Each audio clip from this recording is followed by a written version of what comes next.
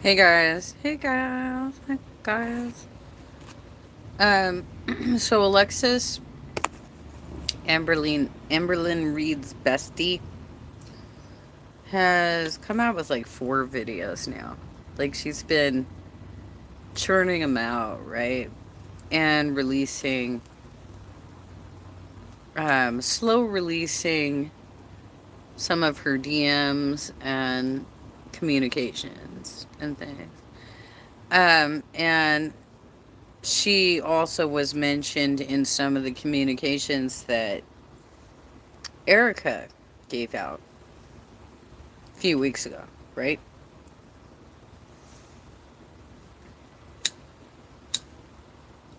So I think what we're discovering, and I've been saying this for a long time, I was being quite generous in saying that she's a high maintenance friend, but it's more than that. She's been quite honest, especially in this last video, that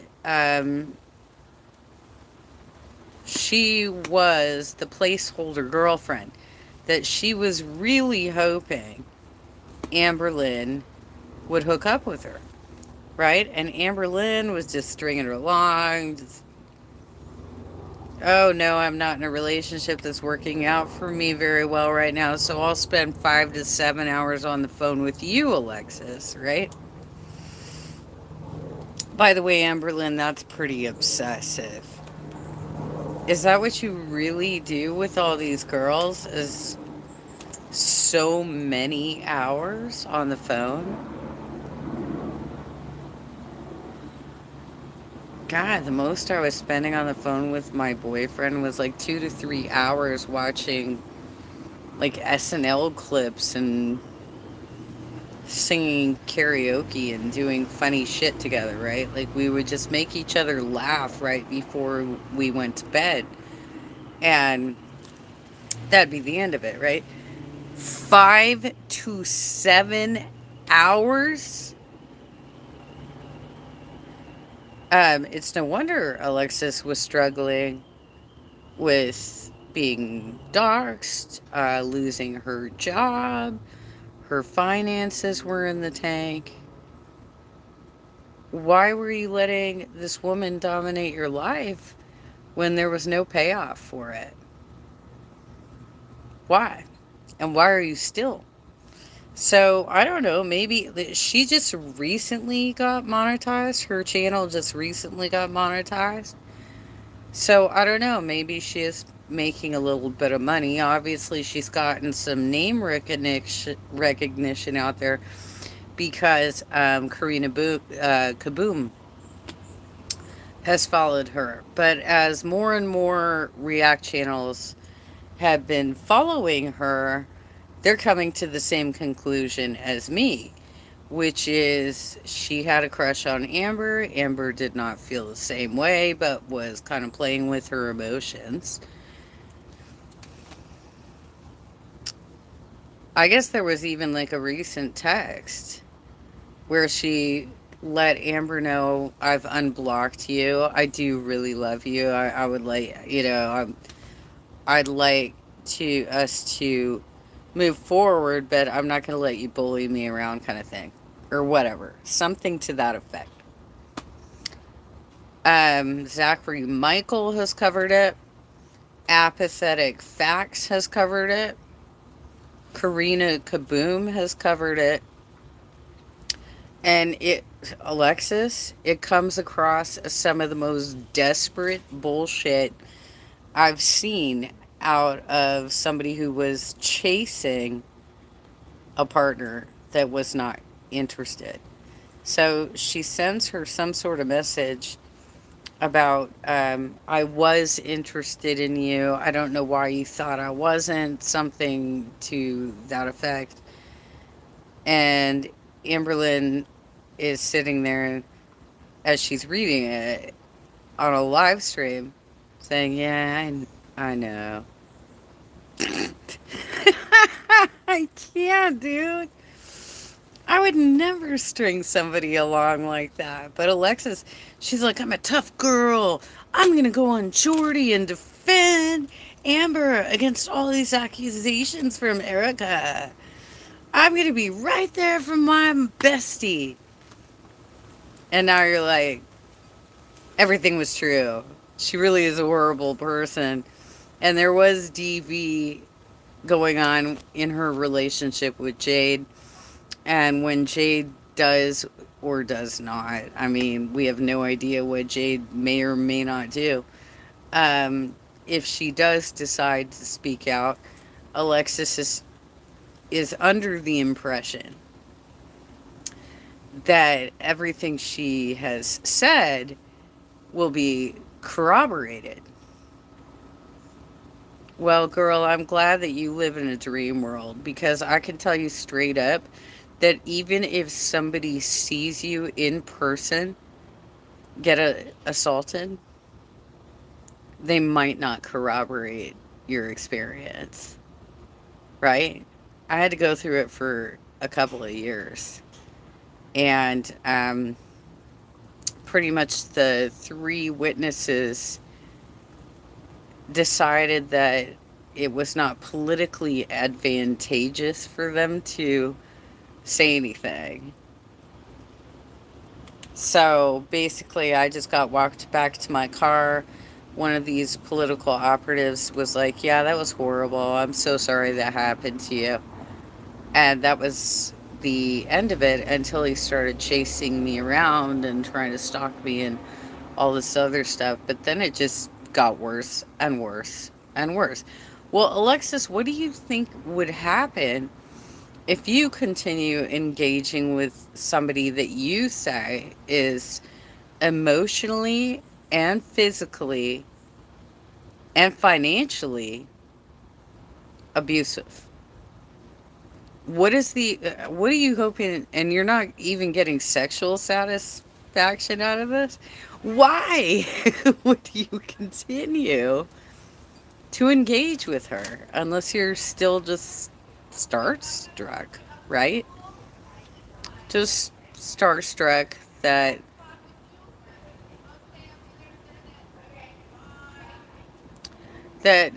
you know somebody on YouTube that has a large following. But one of the things that you know about her is that she's a terrible person. And I think you did enough already to kind of expose that what you know. I mean, a lot of it's third hand, so a lot of it has to be thrown out anyway because it's stuff that you either heard from her or from her exes. And unless it's your first hand experience, you got nothing, girl. You really should have gone through your notes on this because obviously you've spent a lot of time trying to organize this, right? You should have gone through your notes on this and organized it down to what happened to me directly. What can I speak about that was my firsthand experience? And were there any witnesses that can back me up on that? That's what you should have limited it to. Because you already had kind of a rocky start with the Geordie thing. Um, Trying to jump in on the Geordie thing made you come across as very aggressive and nasty and starstruck and just wanting to help Amberlyn. And then within just a few days, you had this entire meltdown where you wanted to spill everything that you know about her, right? Even if it's not even your knowledge. That's another reason you shouldn't have even volunteered to go on Jordy's program. You did not date Erica. Just because you get invited onto um like what do you call those things? FaceTime? I think they're called FaceTime, right? And you have little fun time conversations with your friends and stuff. Even if you're doing that, you were not in that relationship. And everything you were trying to tell us was Amberlynn's perspective. This is one of the reasons we have a hard time with a lot of what Erica had to say, too. Is that a lot of what Erica had to say were things that Amberlynn told her. So, about these previous relationships she had. But fortunately, Amberlynn had already documented it on her live streams. It was already on live stream. There's already a docu-series out on Mr. Snowflake's channel. Did these girls even think to look? Wow. Okay, I'm not going to stay on very long because I was up really early. I fell asleep early. I woke up early. I took a short nap. But it was pretty short because I was expecting my mom to come over this morning so that she could binge watch some more House of Dragon. And she decided she wanted to come over later today anyway. And I'm like, okay, well, just tell me the time frame because there's other things I need to get done, right? And I've been having a rough leg day. So she did give me a walker. So I am that old little old lady now. The one that she gave me is one of the ones with the seats. It folds and it's kind of a bit heavier. But she said she bought me a second one that's like aluminum, right? Lighter. So she's coming over with the lighter one later today, and that one's going to be in my car. And this one is going to be used upstairs. So really, that leaves me with my only fear space is going to be the staircases. But they have banisters, right? But now I can I feel so stupid saying this. I can wheel myself into the bathroom. I can seat myself down and know I am not going to fall into the bathtub, you guys. I'm going to be just fine, all right? So, moving on up. It's a little thing in life, right? Um,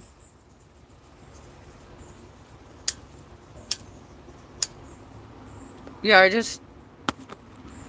I don't want to have to like continuously hurt myself like over and over again because how do you heal if you keep falling, over and over again? How can your body completely heal if you keep basically re-injuring the same body parts? I fell like 4 times last week. I hit my head one of the times, but I fell like 4 times last. Fortunately, I didn't hit my head the night I had to go to the ER. The only reason I had to go to the ER that night is because I have a regular size bathtub in the hall, and they're thinner, right? And I had fallen back again, but I didn't. This time, I didn't hit my head. However, I was trying to figure out how do I roll over onto my knees and then, get back up and get out. Well, I was able to finally, after like 25 to 30 minutes, roll onto my knees. But and I realized this like later in the week too. I had used so much of my leg strength to do that that I had nothing left, right? So rather than being like doggy style to try and get myself out of the tub, I was cat style. It's like I can't get up, you guys. I cannot get up. So I used like all of my upper body strength. So my biceps, everything hurt. My thighs hurt. Everything was hurting like all week last week. I was able to climb my way out and finally reach my phone. I had my phone was sitting on the counter playing pulpy syntax while I was going through this. So I'm like, well, at least I'm being entertained. Let me turn this off. At least I'm being entertained. So I had pulpy syntax on, and I was just trying to, okay, let's regroup. How much muscle strength do I have? Can I get out of this situation? Finally, when I was able to reach the phone, I think I only had like 19% charge left. And I called 911. I told them where in my flat I was located. I told them my downstairs neighbors have a spare key. They can help you get in. And they took me out there. They basically just monitored me to make sure my muscle strength came back and that I was going to be able to at least limp, right? Because I think I was at the hospital for like 6 hours. They drew some blood, they checked me for a stroke, they checked me for diabetes.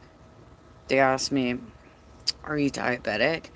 And I'm like, I have literally had my blood drawn dozens of times over the last 2 years, and not a single person, doctor, nurse, whatever, has ever said there's anything wrong with my blood sugars. Hey, you know what? You should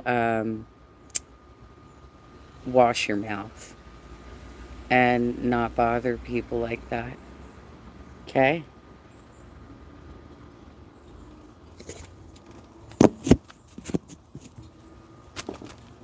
Still coming to bother me, you guys. Still coming to bother me. Um,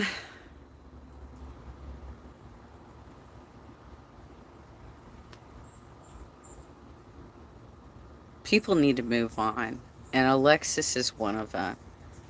She really thinks, well, Amberlynn, I know I like released 4 different videos about you. Like 4 videos out complaining about all your bullshit, but girl, I love you, and we can still be friends.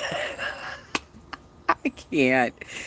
Alexis, move the fuck on with your life, because if that's all you got, that was one of the most pathetic friend endings I've seen. She totally jumped the shark. And she didn't, like I said, she didn't even start out in a good place. She was getting bad poll numbers from React channels who were like, who the hell is this chick that wants to go on Geordie with Amber Lynn? Hmm? Right? Um, and then all of a sudden she kept dumping all the tea, and we're like, ooh, I'm listening. I'm listening, girl. What's happening?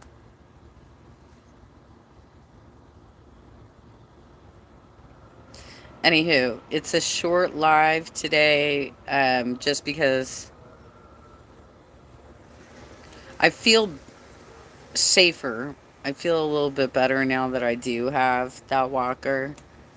Like, I'm not going to just crash and burn like I have been.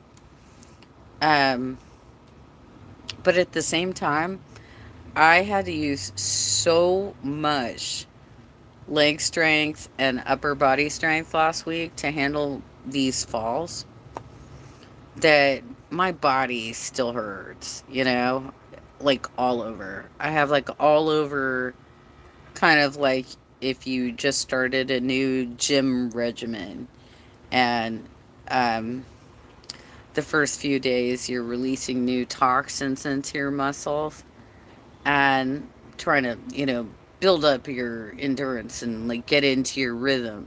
And then after like 2 to 3 days, it starts feeling really good. And if you miss your gym day, it makes you feel sluggish, right? You're like, ah, crap, I missed gym day. My rhythm was always 3 days on, 1 day off, right? So I would do,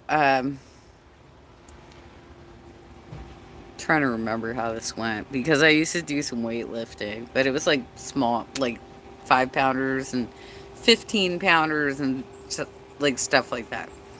So there was back and shoulders day, there was leg day, and there was chest and biceps day, and then there was rest day, right?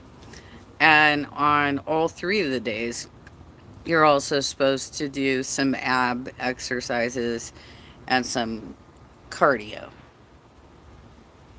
just to get warmed up. It's not like you're doing a lot of cardio, but like, maybe like back then I didn't have a lot of injuries. So it was more like either 30 minutes on the treadmill or 30 minutes on the elliptical. I wasn't really doing the stationary bike back then because I wasn't feeling it. It wasn't making me sweat. Now it is. When I had to go in for physical therapy, they only have me do the bike for like 5 minutes because I've had so many injuries at this point. I think Chantel was recently talking about having a massage gun. What they call it in physical therapy is a percussion gun. And I have now had a couple different physical therapy offices treat me. And the last one I went to, I asked him, it was a dude this time, about using the percussion gun. And he said, and mind you, this is now 2 years after the injury initially occurred. He said, your injury is too sensitive for a percussion gun. You should not be using something like that to try and relieve your pain. Um, so I've been trying to follow some of their other advice, like treating with heat. It's been too hot to treat with heat right now. Like, I've a little heating pad that I put under my cross legs, and then I'll switch off the cross legs. And what I'm finding is that I'm not keeping it that. It's like I follow the advice, which is like 15 minutes. I am breaking out in hives all over my thighs now because I'm basically low key burning myself. Anywho.